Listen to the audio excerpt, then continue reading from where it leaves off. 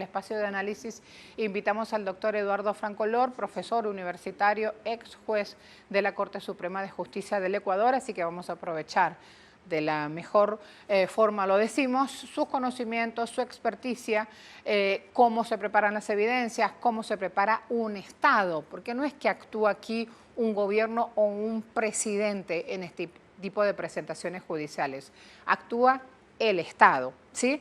Eduardo, ¿cómo estás? Buen día. Buen día, buenos días, buenos días. Aquí estamos a la orden. Muchas gracias. Hablemos de la presentación de este expediente. Yo recalcaba aquí la importancia de que no es una persona natural en particular quien hace la presentación, sino el Estado. Y allí la delicadeza que tiene el asunto. Efectivamente, para mí es muy triste hablar del tema porque soy ecuatoriano, pero creo que la posición del Ecuador es muy débil, muy precaria, porque todo el mundo expectó que las fuerzas policiales y militares dispuestas y ordenadas por el presidente de la República del Ecuador, Noboa, irrumpieron, asaltaron el día viernes 5 de abril a la Embajada de México en Quito, y esto llamó la atención y fue un escándalo en el Ecuador y en el mundo, en América del Sur, tanto es así que la Organización de Estados Americanos condenó, todos los países condenaron al Ecuador, incluso Estados Unidos, incluso Canadá, y solamente se abstuvo la República del Salvador y votó en contra mi país, Ecuador. Me duele mucho porque soy ecuatoriano y esta situación deja un mal predicamento para el Ecuador. El presidente Noboa ha hecho efectuado una decisión política que no guarda armonía ni sindéresis con la respetabilidad que tienen que tener las normas internacionales de las cuales el Ecuador es signatario. Al irrumpir para capturar ilegalmente y prácticamente secuestrarlo al ex vicepresidente Jorge Glass en la Embajada de México, violó indudablemente la Convención de Viena de Relaciones Diplomáticas del año 1961 en su artículo 22, que establece de manera clara la inviolabilidad de las sedes diplomáticas. Y yo creo que ningún país va a estar de acuerdo y decir que el gobierno del Ecuador actuó bien. Entonces, esta es una posición totalmente inaceptable, inapropiada y ya condenada por la OEA. Y yo creo que es imposible, a mi juicio, y analizando toda la documentación presentada por el Ecuador en su contrademanda, que el día de ayer lo hizo en La Haya, es imposible que el Ecuador triunfe, definitivamente. ¿Por qué razón? Porque las leyes son claras. Las leyes son claras. En primer lugar, hay que respetar a las convenciones, a las sedes diplomáticas. Mire, en el siglo XX, a fines del siglo XX, las más feroces dictaduras del hemisferio, del Sudamérica, de Pinochet en Chile, de los militares golpistas de Argentina, siempre respetaron a las embajadas. Incluso a la Embajada de México se asignaron una serie de elementos favorables a la tesis de Salvador Allende. Y siempre los militares golpistas sanguinarios que eran el gobierno fascista de Pinochet respetaron la embajada. Incluso yo soy profesor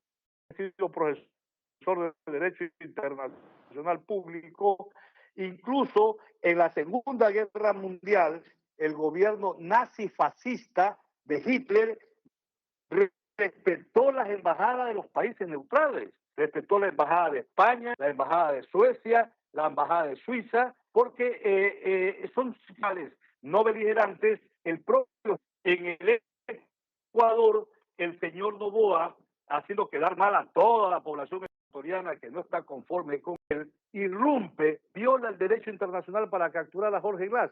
Y esa captura ya fue establecida en un recurso de habeas corpus como ilegal y arbitraria.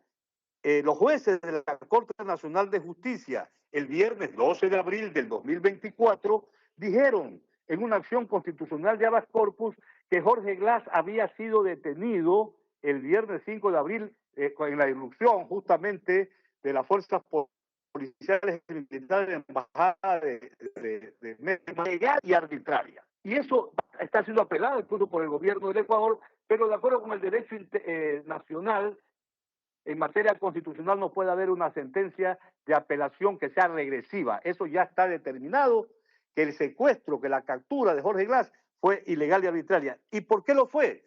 Porque mire, en la legislación ecuatoriana, y esto va a servir justamente como apoyo, y ya deben tenerlo los mexicanos, a su posición. En el Código Orgánico Integral Penal se establece el procedimiento de allanamiento. Si usted revisa el artículo 482 del COIP, Código Orgánico Integral Penal, numeral 4, dice que para allanar una misión diplomática o consular o la residencia de los miembros de las respectivas misiones, el juzgador se dirigirá con copia del proceso a la entidad encargada de las políticas de relaciones exteriores, o sea, la Cancillería, y la Cancillería solicita la práctica de la diligencia. Pero dice la ley, en el numeral 4 del artículo 482, que en caso de negativa del agente diplomático o consular, el allanamiento judicial no podrá realizarse. Es decir, aquí lo que hizo el gobierno ecuatoriano fue violar no solamente la Constitución ecuatoriana, no solamente el COIG en el artículo 4 número 2, y violar no solamente la Convención de Viena, sino también la Convención sobre Asilo Diplomático, porque ese día en la tarde el presidente de México había concedido al gobierno mexicano el asilo a Jorge Glass de conformidad con la Convención sobre Asilo Diplomático, que establece de manera categórica, clara, que corresponde al Estado asilante la calificación de la naturaleza del delito o de los motivos de la persecución. Así lo dice el artículo 4 de la Convención sobre Asilo Diplomático. De manera distinguida, señorita periodista, yo creo que la posición del Ecuador es endeble y yo pienso que va a perder este tema, tanto la denuncia ante la Corte Internacional de Justicia de México contra el país, así también creo que la que presentó ayer la contrademanda de Ecuador contra México no tiene, a mi modo de ver, según lo he leído, consistencia, solidez para que triunfe, porque caramba, si tú crees que esa medida de asilo era ilegal, no podías tú pues presentar una posición de réplica en el sentido de atacar con militares y policías una sede diplomática. Eso es para salvajes. El gobierno ecuatoriano hizo una barbarie, un hecho, digamos, fascista, un hecho contrario a toda norma jurídica internacional y nacional. Eso le puedo explicar. Gracias, Eduardo. Cortito, hay algo que es muy importante de decir aquí. Al inicio de toda esta explicación con elementos jurídicos contundentes, decías que Ecuador tiene una posición muy débil. ¿Por qué? Es una posición muy débil porque es indudable que ha habido una afectación y las medidas provisionales que está pidiendo México en su demanda inicial contra el Ecuador son absolutamente pertinentes. Ellos están pidiendo justamente que haya un resguardo a sus instalaciones diplomáticas en Quito y que este asunto se puede solucionar, incluso lo han dicho, siempre y cuando el gobierno ecuatoriano pueda pedir disculpas y que se comprometa a la no repetición de este acto de barbarie. Pero ¿qué ha dicho el gobierno ecuatoriano? El señor Noboa, muy suelto de hueso, siempre haciéndonos quedar mal al país, ha dicho que él puede solucionar este tema con el presidente López Obrador con un ceviche. ¿Qué es esto? Entonces está tomando este señor, que a mi juicio tiene un problema de orden psicológico, haciendo quedar mal el Ecuador, tratando de hacer política interna, porque es indudablemente hay que denunciarlo y América del Sur y el mundo tiene que saber a través de Telesur que el presidente del Ecuador está en una precampaña política, porque él quiere justamente ser candidato a la presidencia de la República en las elecciones generales de febrero de 2025. Entonces ha cogido el tema de Jorge Glass, que es a nuestro juicio, es una persona que está secuestrada por el gobierno del Ecuador y que justamente con la contrademanda que ha hecho el Ecuador a México, ahora se va a dar los jueces de la Corte Internacional de Justicia tendrán que resolver sobre el asilo, pues. Tendrán que decir si el asilo entregado por México, otorgado por México a Jorge Glass, era de acuerdo y de conformidad con la Convención sobre Asilo Diplomático,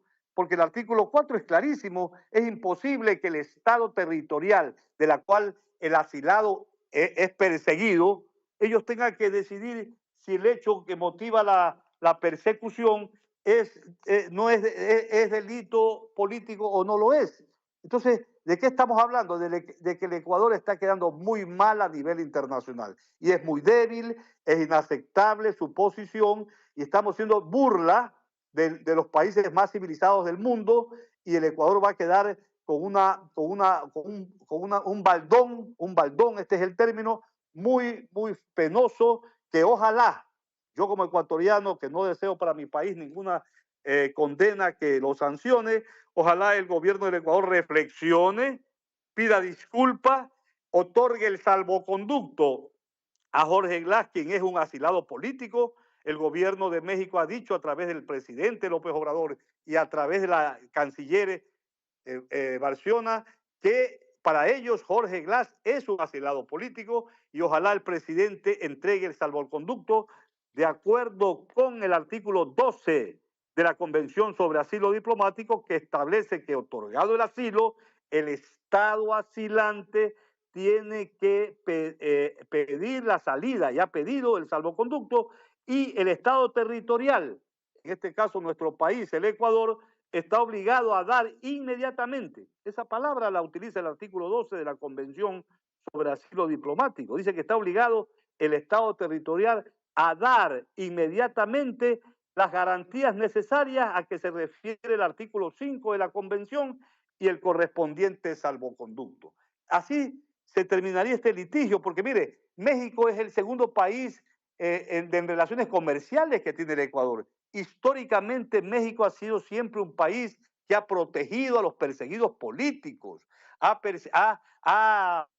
enarbolado la defensa de este principio americano y de esta institución del derecho de asilo, que es algo sagrado. Y el Ecuador también ha sido muy respetuoso históricamente a las instituciones que emanan del derecho internacional. Y yo pido a través del ESUR al gobierno ecuatoriano que recapacite y pida disculpas a México y entregue el salvoconducto a Jorge Glass para que pueda salir del Ecuador y todo el asunto y que se comprometa a no repetir una situación tan deplorable, tan totalmente nefasta para el Ecuador, porque vea, ningún país de Europa, ningún país de América o del Asia va a aceptar que porque un presidente, según la tesis de Ecuador, ha violado el principio de no intervención porque hizo comentarios contra el Ecuador por las elecciones, etcétera, que a nivel personal yo creo que no hubo tal cosa, pero bueno, supongamos que así haya sido,